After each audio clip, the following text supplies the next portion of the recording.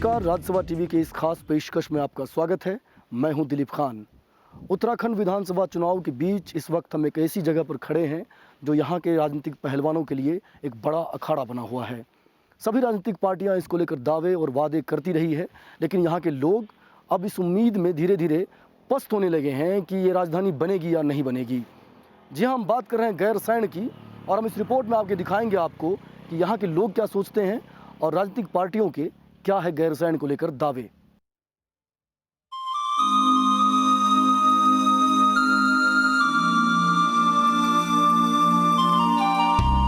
सरिता भंडारी ने गैरसैंण में एक छोटा सा होटल बना रखा है। गाहे बगाहे बाहर से कोई आ जाता है, जिससे उनकी रोजी रोटी चल रही है। रजिस्टर में दर्ज आंकड़े बताते हैं कि होटल में रुकने वालों की तादाद मुट्ठी भर है। कुछ नियमित लोग हैं, उन्हीं से सरिता को आस बंधी रहती है। गैरसैंण में होटल बनाते वक्त सरिता को काफी उम्मीदें थीं। उन्हें लगा कि गैरसैंण अगर राजधानी बन गया तो उनका व्यवसाय चल निकलेगा, लेकिन ऐसा नहीं हो पाया। हमने कहा राजधानी बनेगी, रोडें अच्छी होंगी, यहाँ पे काफ़ी बड़े बड़े लोग आएंगे तो हमारा बिजनेस आगे बढ़ेगा, पर उस हिसाब से कुछ नहीं हो रहा है यहाँ पे। सरिता को उम्मीद है कि एक बार अगर गैरसैंण राजधानी बन गया तो उनकी जिंदगी बेहतर हो जाएगी। पिछले कई वर्षों से वो यही उम्मीद पाले हैं। अगर राजधानी यहाँ बनती है तो लोग भी ज़्यादा आएंगे, है ना, बिजनेसमैनों को ज़्यादा फायदा होगा उसके हिसाब से ना, क्योंकि गेस्ट वगैरह ज़्यादा बढ़ जाएंगे, बिजनेस ज़्यादा बढ़ जाएगा। तो जैसे गेस्ट आएंगे तो उस हिसाब से हमारा बिजनेस भी अच्छा चलेगा, मतलब हाँ जी, किराया बढ़ जाएगा, बिल्कुल सही। तो हम उसी हिसाब से हम अपने डेवलप करते रहेंगे ना, आगे बनाएंगे, पीछे मतलब आगे की तरफ को होटल और बड़ा बनाएंगे, तो उस हिसाब से बिजनेस बढ़ता जाएगा हमारा भी। सरिता ही नहीं, गैरसैंण में ऐसे सैकड़ों लोग हैं जो राजधानी की उम्मीद में यहाँ पर व्यवसाय चलाने में जुटे हैं। इनसे मिलिए, ये हैं विक्रम सिंह मेहरा, जो इन दिनों गैरसैंण में शादी का भवन बना रहे हैं। फिलहाल रोजगार का इनके पास कोई साधन नहीं है, लिहाजा वो शादी भवन बनाकर जिंदगी को आसान बनाने में जुटे हैं। विक्रम को भी उम्मीद है कि एक बार गैरसैंण राजधानी बन जाए तो उनका धंधा बुलंद हो जाएगा। यहाँ पे हम भी इसलिए बनाए हैं कि राजधानी की चर्चाओं के चक्कर से कुछ हमें भी रोजगार मिले। मैं रोजगार भी नहीं हूँ वैसे, रोजगार से।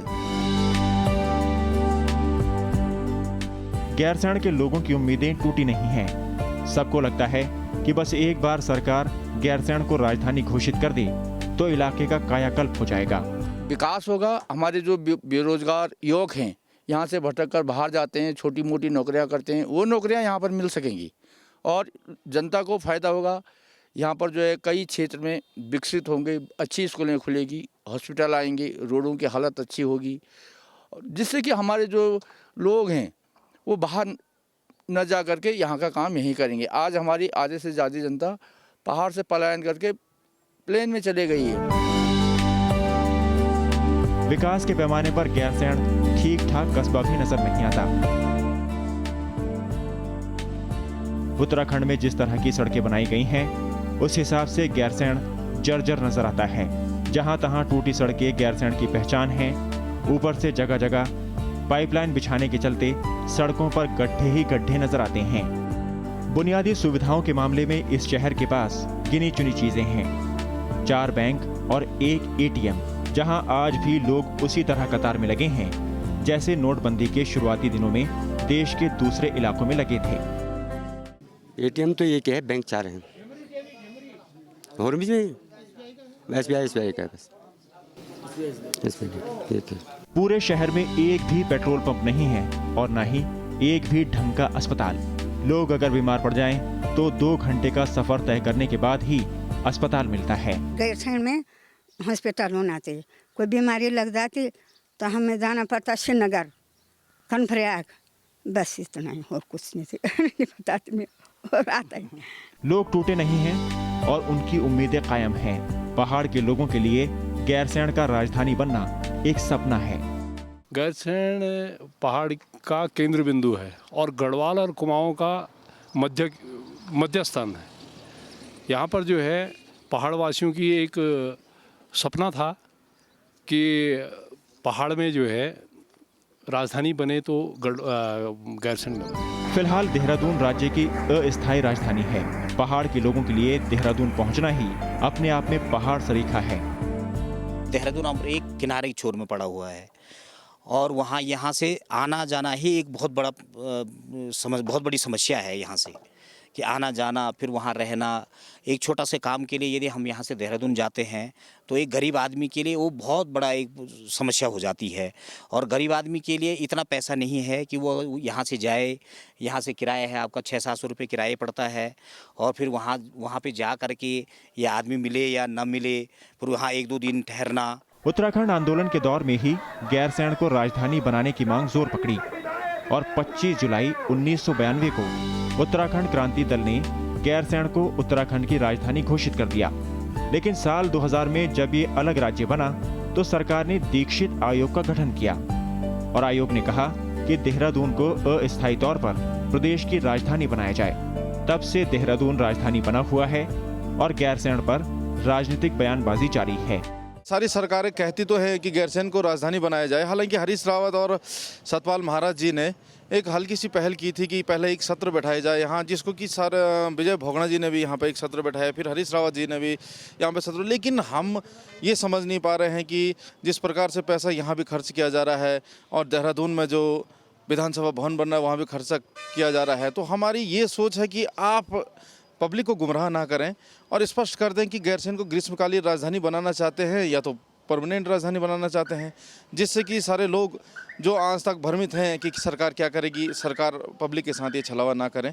मांग जब जोर शोर से उठी तो सरकार ने 9 जून से 12 जून 2014 के बीच गैरसैंण में विधानसभा की पहली बैठक की। एक बार फिर बीते साल 17 और 18 नवंबर को यहाँ पर विधानसभा का सत्र आयोजित किया गया। एक बार फिर लोगों को उम्मीद जगी, लेकिन पिछले 17 वर्षों से गैरसैंण पर टालमटोल भरे रवैये को देखते हुए लोगों को एक बार फिर ये राजनीतिक नाटक लगा। मैंने आंदोलन किया उत्तराखंड राज्य के लिए, 12 दिन रात दिन भूखा रहा, अभी तक उसका कोई फैसला नहीं। राजधानी के लिए मुद्दा तो राजधानी का था कि गैरसैंण राजधानी होनी चाहिए। बीच में नरेंद्र तिवारी मुख्यमंत्री बना, उन्होंने देहरादून राजधानी बना दी।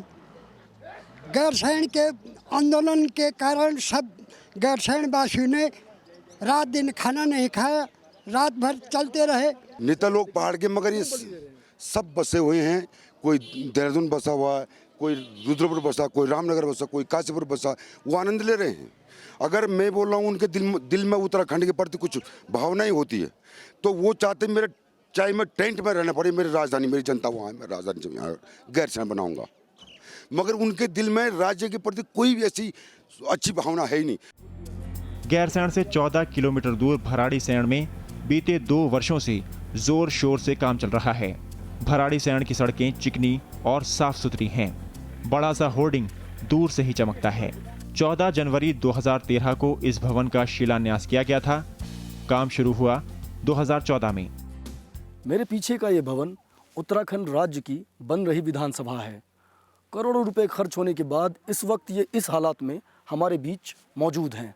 लेकिन आगे क्या होगा, इस पर पशुपेश आज भी कायम है। विधानसभा भवन का निर्माण आखिरी चरण में है। निर्माण कंपनी का दावा है कि अगर फंड मिल जाए तो 6 महीने के भीतर इसे पूरी तरह तैयार कर दिया जाएगा। ये एक्चुअली 2014 जुलाई में शुरू हुआ है और इसका जो टारगेट शेड्यूल डेट थी वो अक्टूबर थी, लेकिन कुछ फंड की वजह से ये काम रुका हुआ है अभी। जो इसका ओरिजिनल एस्टीमेट था वो 110 करोड़ रुपए का था और कुछ काम और बढ़ गए हैं, जिसकी वजह से ना इसकी रिवाइज कॉस्ट भेजी है हमने करीब 60 करोड़ रुपए, और वो भी 170 के करोड़ के आसपास जाएगा ये काम। तो जैसे फंड रिलीज होता है वैसे with in 3 and 4 months complete हो जाएगा। फिलहाल काम सुस्त गति से चल रहा है और निर्माण कंपनी पैसे की बाट जोह रही है। चुनाव के दौरान हर बार गैरसैंण का मुद्दा जोर शोर से उठता है और सभी राजनीतिक पार्टियां ये दावा करती हैं कि गैरसैंण को राजधानी बनाना उनका सपना है। प्रदेश में सत्ता में रही कांग्रेस और बीजेपी एक दूसरे पर अड़ंगा डालने का आरोप लगाती हैं। गैरसैंण में विधानसभा बन गई, सचिवालय बन चुका, पर अभी हम तमाम एमिनिटीज नहीं दे पाए। हमें 1000 करोड़ रुपए की आवश्यकता है और मिनिमम 500 करोड़ केंद्र सरकार हमको पैसा नहीं देती। जो कुंभ के लिए नहीं पैसा देती, आपदा के लिए नहीं पैसा देती, वो हमें राजधानी बनाने का यश कैसे लेने देगी। हमने तो विधानसभा के अंदर 2 घंटे की चर्चा कराई गैरसैंण के बारे में, और गैरसैंण राजधानी का जो हमारा प्रस्ताव था वो कांग्रेस ने गिरा दिया, क्योंकि बहुमत उनका था। 40 उनके विधायक एक हो गए वोट देने के लिए, हम 30 विधायक थे उस समय। तो हमारा जो बिल लाए थे प्राइवेट मेंबर बिल, उसको उन्होंने गिरा दिया, नहीं तो राजधानी तो उसी दिन बन जाती। हमारा तो क्लियर व्यू है राजधानी का। दूसरी तरफ उत्तराखंड क्रांति दल और उत्तराखंड परिवर्तन पार्टी का दावा है कि कांग्रेस और बीजेपी लोगों की भावनाओं से खिलवाड़ कर रही हैं और गैरसैंण उनके एजेंडे में है ही नहीं। कौशिक समिति की रिपोर्ट में 67% जनता ने गैरसैंण को स्वीकार किया है, और उसके बाद चूंकि बीजेपी और कांग्रेस ने का कभी मकसद ये राज्य बनाना नहीं रहा, दोनों राज्य विरोधी रहे, इसलिए उनको गैरसैंण का मतलब पता ही नहीं है। और यही कारण है कि आज भी वो केवल गैरसैंण का उपयोग अपने चुनावी फायदे के लिए कर रहे हैं, राजनीतिक फायदे के लिए कर रहे हैं, बल्कि इस उत्तराखंड के भले के लिए वहाँ पर कंस्ट्रक्शन या इत्यादि जो शुरू किया है वो भी केवल कंस्ट्रक्शन नाम मात्र है, राजधानी के नाम से कुछ भी नहीं हो रहा है। पहाड़ उत्तराखंड राज्य की अवधारणा को लागू करना ही नहीं चाहते, और इसलिए गैरसैंण उत्तराखंड की जनभावनाओं का केंद्र रहा है। कौशिक समिति ने, जो प्रमुख समिति, उसने गैरसैंण को अपनी संस्कृति दी है। राज्य के लोग चाहते हैं कि अगर पर्वतीय क्षेत्रों का विकास करना है, गैरसैंण होनी चाहिए, लेकिन उनके लिए उनको गैरसैंण राज नहीं आता, क्योंकि वो इस राज्य में जो माफिया राज है, शराब माफिया, खनन माफिया, नौकरशाहों की जो तिकड़ी माफियाओं के साथ जुड़ी है, वो इसके खिलाफ है। जानकारों का मानना है कि गैरसैंण को लेकर कांग्रेस और बीजेपी ने एक दूसरे पर आरोप लगाने के आगे कोई ठोस काम नहीं किया, और उन्हें अब भी शक है कि विधानसभा भवन बनने के बाद भी गैरसैंण को निकट भविष्य में शायद ही राजधानी घोषित किया जाए। इसके पीछे जो वजह रही, भले ही कांग्रेस और बीजेपी दोनों पार्टी आज एक तरह से ये खेल खेलती हैं कि हम तो गैरसैंण को राजधानी बनाना चाहते हैं, और इन्हीं पार्टीज ने अब तक देहरादून में ही राजधानी को बना के रखा हुआ है। अगर ये लोग ठान लेते, क्योंकि इन लोगों ने सरकारें चलाई है उत्तराखंड में, तो गैरसैंण कब का राजधानी बन गया होता। और जो तीसरी धारा की ताकतें हैं वो आज भी गैरसैंण राजधानी की मांग तो करती हैं, लेकिन क्योंकि इलेक्टोरल पॉलिटिक्स में वो एक बड़ी ताकत नहीं बन पा रही, तो इसलिए उनकी कोई सुन भी नहीं पा रहा है। अब स्थानीय संगठनों ने, क्रांति दल ने और उत्तराखंड संघर्ष वाहिनी ने और महिला मंच ने और अन्य बहुत सारे समूहों ने दबाव इतना बनाए रखा, 4 तक 5 तक भी एक तरीके से राजधानी को लेकर आंदोलन चलता रहा।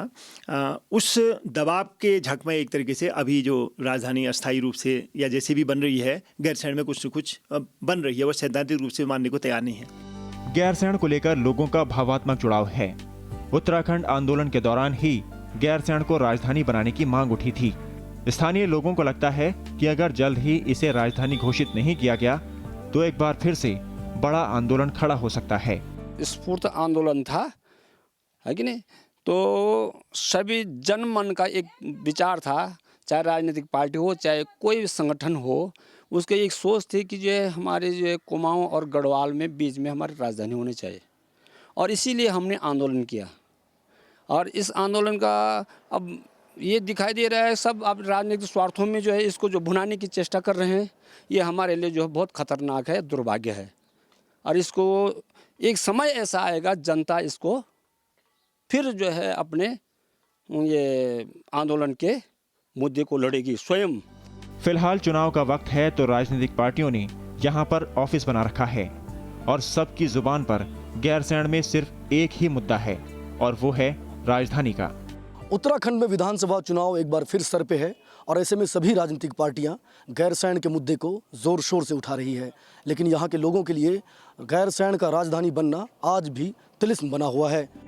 मौजूदा विधानसभा चुनाव में गैरसैंण में एक बार फिर लोगों के मन में आक्रोश है। लोग जल्द ही इसका समाधान चाहते हैं। एक तरफ उम्मीद खत्म नहीं होती, दूसरी तरफ सब्र जवाब देने लगा है। लोग चाहते हैं कि गैरसैंण को स्थायी या फिर ग्रीष्मकालीन राजधानी जो भी घोषित करना हो, सरकार जल्दी करे। फिलहाल वक्त है एक ब्रेक का। ब्रेक के बाद जब हम लौटेंगे तो एक और बेहद महत्वपूर्ण मुद्दे की तरफ आपको ले चलेंगे।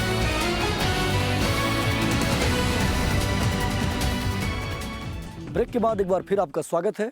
आज हम बात कर रहे हैं उत्तराखंड विधानसभा चुनाव की। 17 साल पहले जब ये राज्य बना था तो लोगों की आंखों में कई सारे सपने थे, कई सारी उम्मीदें थी। लोगों ने सोचा था कि प्रदेश की तरक्की होगी, यहाँ विकास होगा, नए रोजगार मिलेंगे और पलायन बंद होगा। लेकिन क्या ये ऐसा हो पाया, ये एक बड़ा सवाल है। द्वारहाट से करीब 15 किलोमीटर दूर ये है तिकुल्टी गांव। शांत और वीरान दिखने वाला ये गांव पहले गुलजार था। लेकिन बुनियादी सुविधाओं के अभाव के चलते लोगों का यहाँ जीना मुहाल हो गया।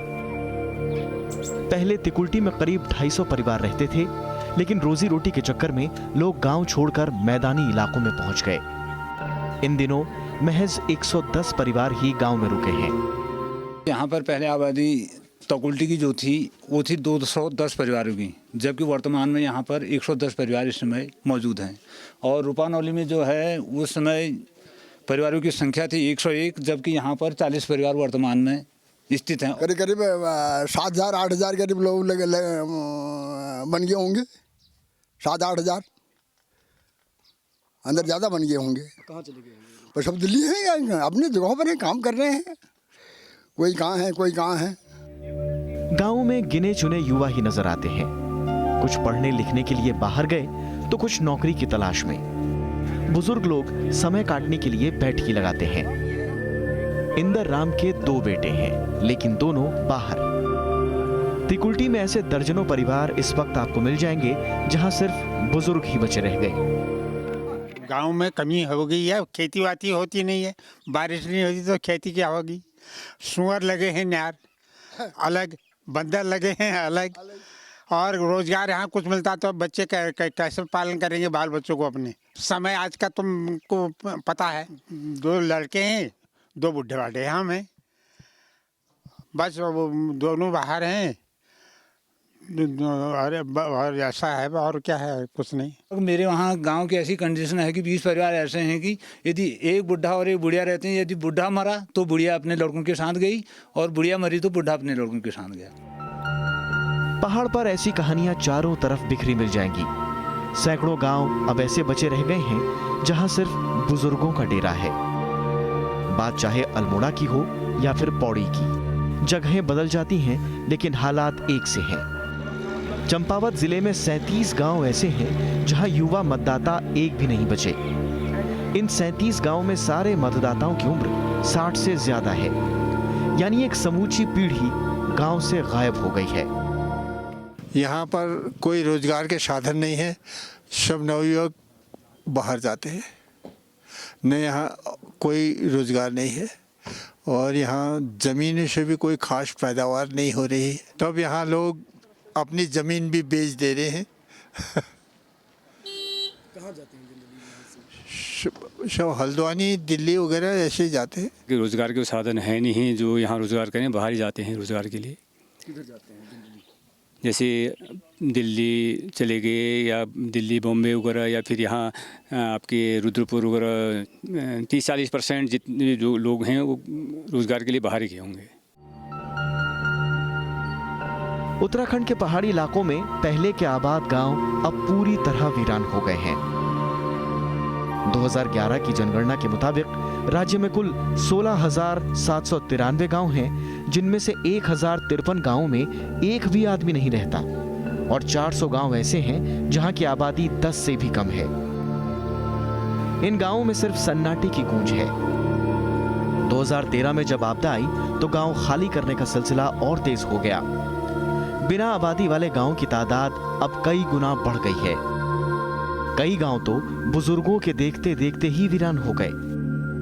पलायन पर लगाम कसने के लिए केंद्र सरकार से कई दफा विशेष पैकेज भी मिला, लेकिन उसका कोई फायदा मिलता नहीं दिख रहा।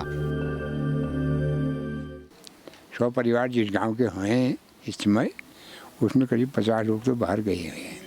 किधर किधर गए होंगे? दिल्ली गए, आगरा को गए, इधर शिटकुलम में गए, देहरादून, जहाँ जिसको नौकरी मिली, बहुत दूर दूर तक गए हैं। अलग उत्तराखंड के लिए जब आंदोलन हुआ तो लक्ष्य ये बनाया गया था कि पहाड़ी इलाकों का विकास होगा, लेकिन पलायन के आंकड़े ये बताते हैं कि राज्य में विकास का मॉडल पहाड़ों के लिए फायदेमंद साबित नहीं हुआ। साल 2000 में उत्तराखंड बना, लेकिन पहाड़ी इलाकों में पलायन का सिलसिला इसके बाद और तेज हो गया। जनगणना के आंकड़ों पर नजर दौड़ाएं तो प्रदेश के 2 शिक्षित जिले अल्मोड़ा और पौड़ी में आबादी घट गई है। 2001 से 2011 के दरमियान दोनों जिलों में 10,000 तक लोग कम हो गए। जानकार बताते हैं कि जनगणना शुरू होने के बाद से पहली बार इन जिलों की आबादी बढ़ने की बजाय घटी है।